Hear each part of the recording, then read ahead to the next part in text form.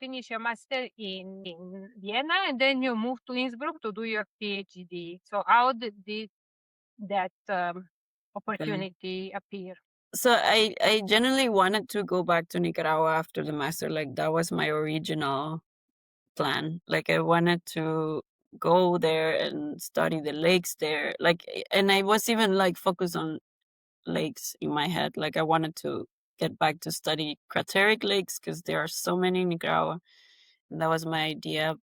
But yeah, the political context didn't allow it. And then the universities were even like closing projects and it just was not going to happen. So once I did the master thesis in Lund, I started to think, okay, what am I going to do next? Because I obviously cannot go back home. And I started to look for like jobs that had to do with monitoring at the time because I thought maybe I could start like this because I think the focus of the master is a lot on like like monitoring fish population or monitoring water quality in rivers or stuff like this. But yeah, I had a few interviews, but it didn't work out. And then I thought, well, actually, I do like research and I did have fun doing the experiment. Of course, it was a very intense period, but I did enjoy it. And I was like, well, I can also look for PhDs. And I always say that the PhD was not my plan A. I applied to a few, but this one that I ended up taking was really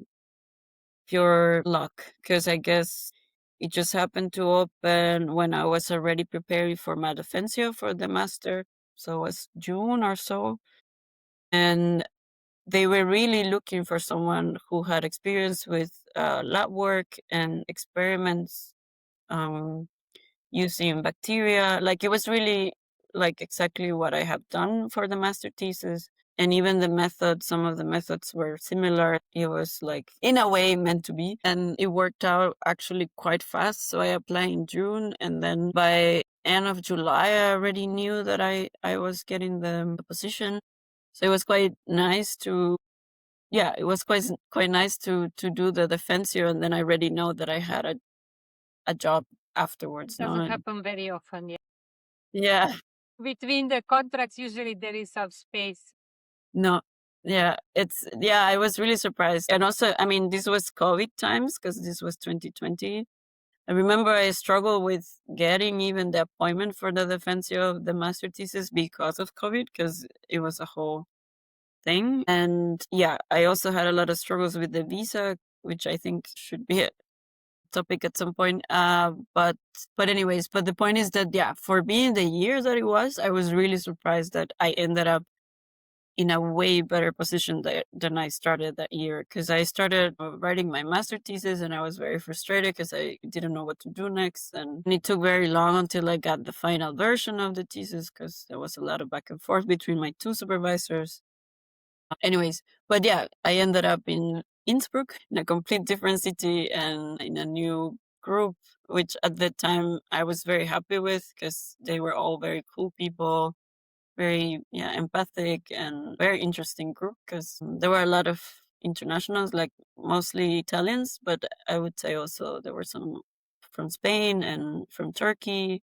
So I had the feeling that it was also a very nice context to be in. And you mentioned that Innsbruck was very different to Vienna. So first, for a context, how big Innsbruck is? Because Vienna is around 2 million, no? 2 million inhabitants. These type of questions I always don't know. I But can I look at think, if I would have to guess, I would say around maybe 70, 80,000, maybe even less, actually. maybe because it is it feels like a small town in a way sometimes. Because also like you always ended up running into someone, which is very funny. And especially since I started, since I started like having more interactions with people. So until January 2024, it was 132,000 people. Okay. Yeah. Bigger than I expected. But the funny part about it is that it really feels like a town because everything ends very early in the day. Like most things close at 6. There's not that many people outside after like 7 or 8. Summer changes, of course, but like on average, I would say. And then everything starts very early because people in Innsbruck are insanely sporty. Like, I don't think there is any other city in the world that it's as sporty as it is in Innsbruck. Not that I know that many, but you know, if I think about it compared to other places, like it's crazy. Because everybody there, it's either in the winter, it's either skiing or cross country skiing or rodeling or like, yeah, ice skating, whatever. But mostly skiing, and everybody goes very early. So it's like people skip work so that they could go skiing if it's a good day. And it's very understandable. Like nobody questions it, which is very funny to me. And then you would see people at work, maybe like at 12 coming from skiing. So they would go directly with their like skiing gear on the office or on the lab, and it will be completely fine. Like, you know, like Mm. very normal. um and yeah, and in the summer it's people like hiking very early or like climbing everywhere or going with Mm. the bikes because there's a lot of mountain biking. So it's insanely active. Like this compared to Vienna, for example, it's a whole for me that was probably the biggest like shock because I remember having this feeling of like you completely feel like you're a potato couch that doesn't do shit because everybody's doing something. And then like on Mondays is it's a very long list of like, what did you do this weekend? And it's like, oh yeah, I went skiing here and I went, I don't know, in the summer it's like, yeah, I went did a via ferrata somewhere, and it's like talking about the routes that they took and like whatever, you know, like this is the conversations people have in the And office. yeah, I don't do any winter sports. I tried once or twice, like skiing or like ice skating, but it just I don't know.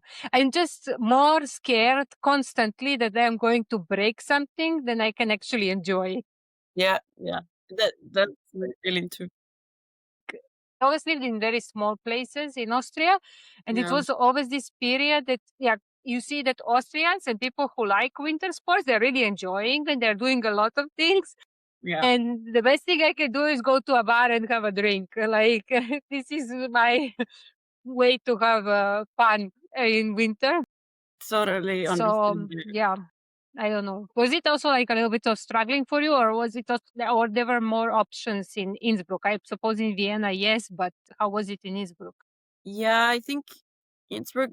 Yeah, I think in Innsbruck that there is so much to do, sport wise or outdoors. Yeah, I think the outdoor life it's way bigger than in Vienna, for example. I would say like I did enjoy winters way more there because it's also like Vienna in winter is very very gray, and I Mm, remember I struggled a lot with that at the beginning or like the 3 years that I was here before because yeah, darkness for me, ugh, coming from the mm, tropics, when mm, you have light every day from 6 to 6, you know, it was really a struggle. And I did had like one, I think my first like official, I don't know if you call it official, but it was really like a winter depression that I didn't know existed before in my life.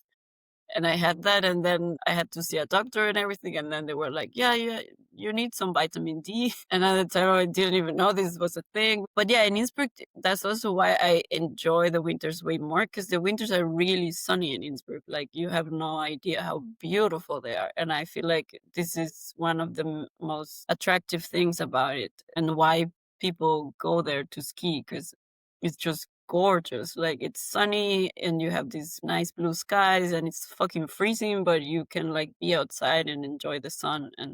that's nice. And so of course, and then you have the beautiful view of the Alps all the time from wherever you are in the city. So I think whatever you do, you enjoy it because it's nice and sunny. So I did do a lot of sledging. Like I think the first time I ever did it was actually in Lund, probably. Because in Vienna, I mean, you do have places where you can go, but I never really did it while I was here.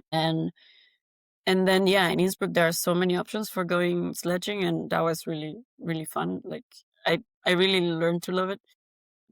And then the other thing that I really enjoyed was ice skating because I knew how to roller skate. Is that how it's called? Rollerblade skating? Rollerblades? Yeah, Blade skating? Yeah. I think so. Yeah. And so I try one time, and the cool thing is that you can do it in lakes.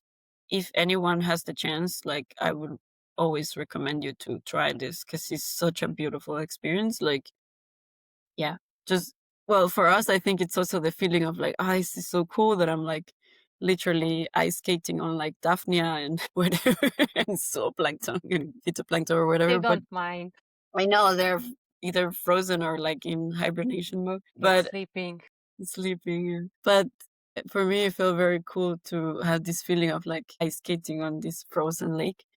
And it's just such a beautiful view too, because like I think in Luz I never had the chance, because like the winters I was there, I just I either did didn't it have. once, I I think. think I never had the time or whatever.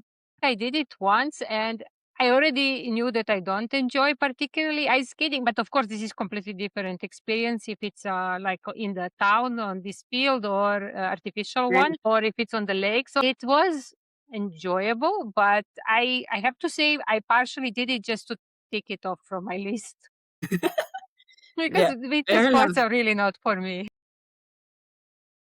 No, fair enough.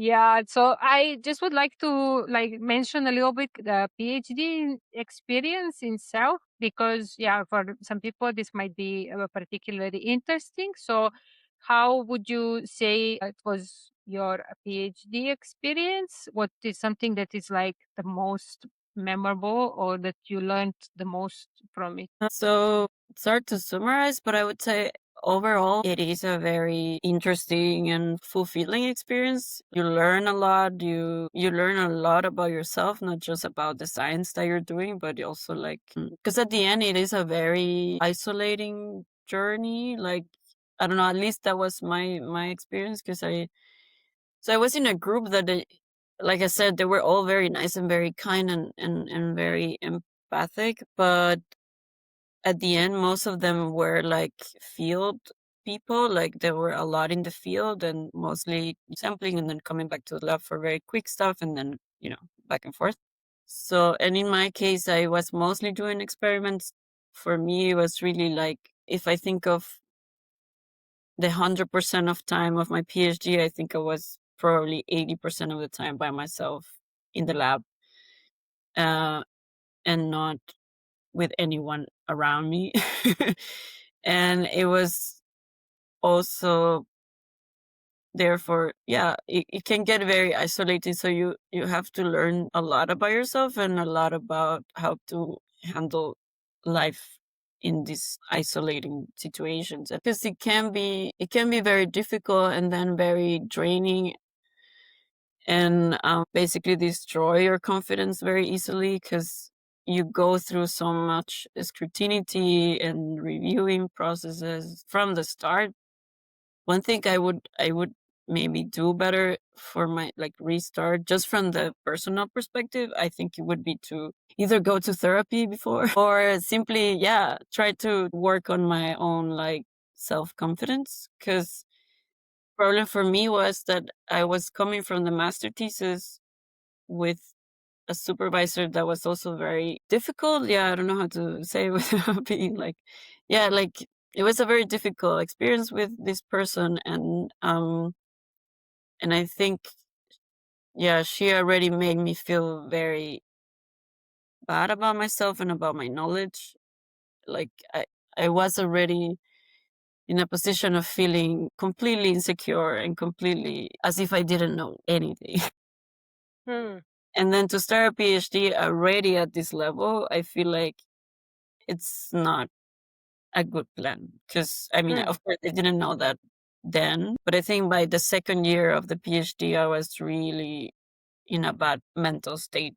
I think it was not the best experience in this period. The thing that I would do differently for sure, other than the personal stuff, it would be also to try to get more contact with people, because I feel like I didn't know better then, and I think my supervisor also didn't help with this, that I was basically the whole time by myself and I never got to connect with anybody else, and I never got to make contact with just professional contact with people so that you could have Hmm. a network of people to help you or to suggest you things, whatever it was, like sometimes in science you just need like someone to suggest you a paper and maybe that paper helps and or someone that then afterwards you could rely on to suggest you like positions or for postdocs or whatever it is that you need afterwards. And I've had the feeling that I was really by myself and not really managing to have a network at all, like Hmm. which is what I'm trying to fix now. Yeah, I think that with whoever you talk to that did a PhD, they stories are very different, of course, but individual stories. But nobody will ever tell you that it was not full of challenges. No, no, that's for It's sure. like, and then you would add to that that the fact that you are a foreigner, it's an additional challenge, and there is again a lot of trial and error. Yeah. Also different types of, but for sure there are a lot of trial and error. Yeah, when you combine, and this is often goes together, the PhD and the expat life is like It's not it's really a tasteless. lot. Yeah, Yeah. yeah, Yeah, and sorry. Yeah. no, no, say.